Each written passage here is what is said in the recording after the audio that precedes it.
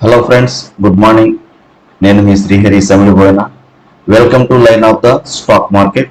అయితే మనం ఇప్పుడు ఈరోజు ఒక ఇంట్రాడే కోసంగా మనం బ్యాంక్ నిఫ్టీలో కొన్ని డ్రా లైన్స్ అయితే డ్రా చేసుకున్నాం.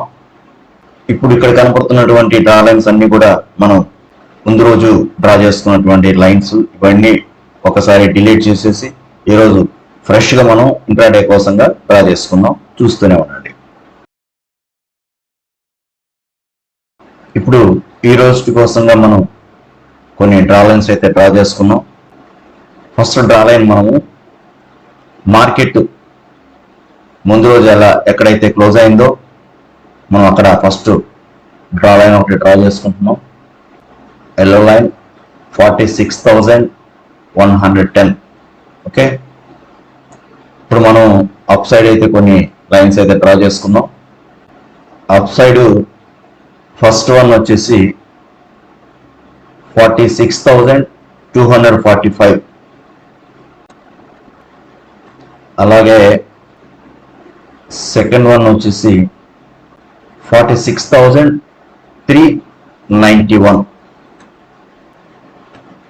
అలాగే అప్ సైడ్ థర్డ్ వన్ వచ్చేసి 46,593. లాస్ట్ ఒక లైన్ అప్ సైడ్ ఒక లైన్ అయితే డ్రా చేసుకుందాం. 46,990. ఇప్పుడు మనం డౌన్ సైడ్ అయితే కొన్ని డ్రా చేసుకుంటాము. డౌన్ సైడ్ ఫస్ట్ వన్ వచ్చేసి 45,994. అలాగే డౌన్ సైడ్ సెకండ్ వన్ వచ్చేసి 45,865.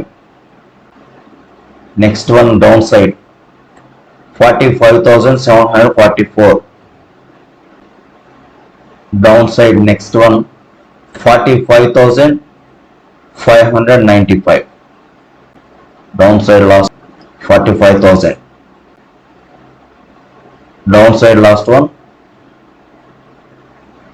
45,490.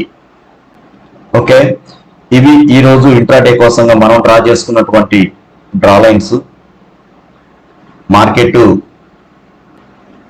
ఈరోజు మార్కెట్ గ్యాప్ అప్ లో ఓపెన్ అయ్యేటువంటి పరిస్థితి అయితే కనపడుతూ ఉంది.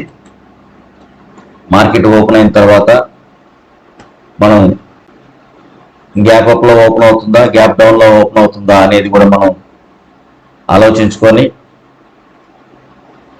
గ్యాప్ అప్ లో ఓపెన్ అయినట్లుగానైతే మనం డ్రా చేసుకున్నటువంటి ఈ డ్రా లైన్స్ ఏది సపోర్ట్ తీసుకొని పైకి వెళ్తుంది, లేదు గ్యాప్ అప్ లో ఓపెన్ అయ్యి ఏ లైన్ రెసిస్టెన్స్ గా తీసుకొని డౌన్ సైడ్ వస్తుంది అనేది మార్కెట్ ఓపెన్ అయిన తర్వాత మనం లైవ్ లోనే జాగ్రత్తగా ఒక 15 మినిట్స్ 13 మినిట్స్ మనం అబ్జర్వ్ చేసిన తర్వాతే నిర్ణయం తీసుకోగలం. ఓకే ఫ్రెండ్స్, మన వీడియోస్ చూస్తూనే ఉండండి. లైక్ చేయండి, మీ ఫ్రెండ్స్కి షేర్ చేయండి, సబ్స్క్రైబ్ మాత్రం ఖచ్చితంగా చేసుకోండి. Thank you very much.